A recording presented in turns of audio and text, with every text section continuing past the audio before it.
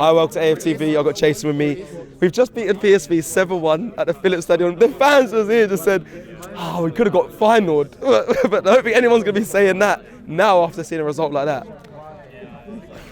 When I came out, the first thing I said to you was, I've got no idea what to make of that. What did you? There's no one saw that coming. You're not one of those fans that are saying after the event saying, do you know what? I thought we'd win. No, I wasn't even sure.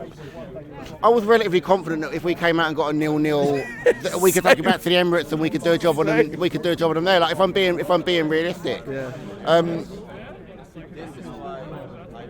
Yeah. Like it's kind of so hard to process, and I suppose maybe my expectations were so low after Leicester, after West Ham, after Forest. Maybe I kind of readjusted where my thinking was in terms of what the rest of the season was going to be. Which is understandable as a fan, but this is what football does. It can go from that extreme of we've got no striker, you get sucked into it, no striker, we're a mess, it's all over, we're a terrible team, to Champions League leg 1 and splitting 7 past PSV.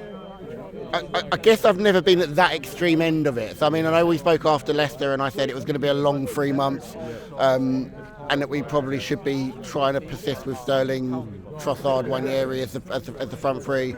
And I still kind of believe that a little bit. I still kind of believe that, you know, the Mourinho thing is, I understand why we're doing it, but I think it also makes it really difficult to then try and bring Sterling on for 20 minutes when it's quite clear that the manager just, you know, it is what it is. And I think where I am with it is, I suppose what we're seeing at the minute is a lot of really lazy narratives and a lot of lazy journalism. Arsenal bottled this, Arsenal that, don't want to hear about injuries.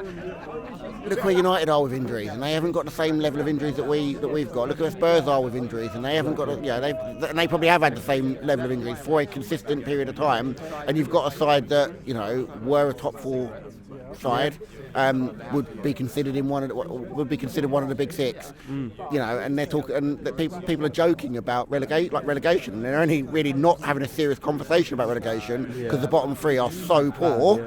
That, you know, United and Spurs fans can laugh about relegation and it's not really a real threat. So I think we have to kind of put a bit of context on it, because I think if we came here and had a 0-0, people would be on Arteta, and I don't think those same people would be, you know, singing his praises today, saying, you know, he's managed to get a tune out of these. I feel like the Champions League, the way that sides in Europe set up, probably suit us a little bit better in terms of how we are, particularly with our lack of pace, with no Martinelli, no Saka. Okay, you've got Nwaneri, but I feel like we're probably quite well structured. We're quite well balanced. We're set up very well. We're defensively very, very, very sound. And as we've seen today, we do have goals in this side. And yes, we need a centre forward and all of those sorts of things. But what we have shown today is that, and some of those finishes were class.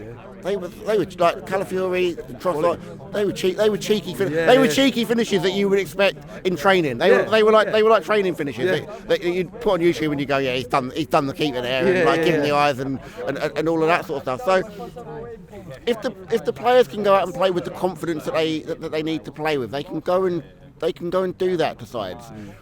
The challenge is obviously, you know, when you ask about, like, almost the most important goal for me was the Timber one, because you score that goal so early, it takes a lot of pressure off the side. And I think, like Robbie said, they didn't have an opportunity, don't take it, we got the other end. And we've seen that on the opposite for us so many times. So, you know, I always talk about the margins in football, and the margins are so small, particularly at the highest level.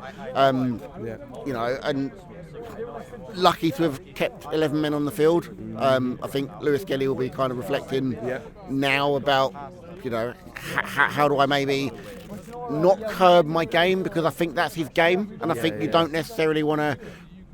You don't want to take that out of him, but what you do need to understand, and we all need to, is that there's an element of responsibility 100%. That comes with playing for a football club at this size, 100%. Which is that we need to be professional in moments. We need to be thinking, and Arteta, in fairness, has done the same thing that many other managers in the league have done.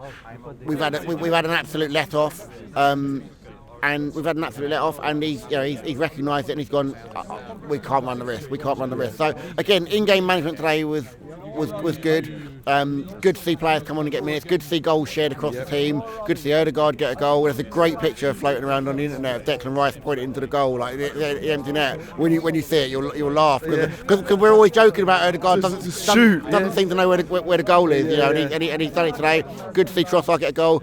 Again, even though I don't necessarily agree with it in terms of his position, good to see Marino get a goal as well. I think he's come in, can't fault him. He's been asked to do a job, and he's going out there and doing it. So for the rest of the season, we've got to just get behind them. Next week's going to be interesting. I wonder what the atmosphere in the ground's going to be like.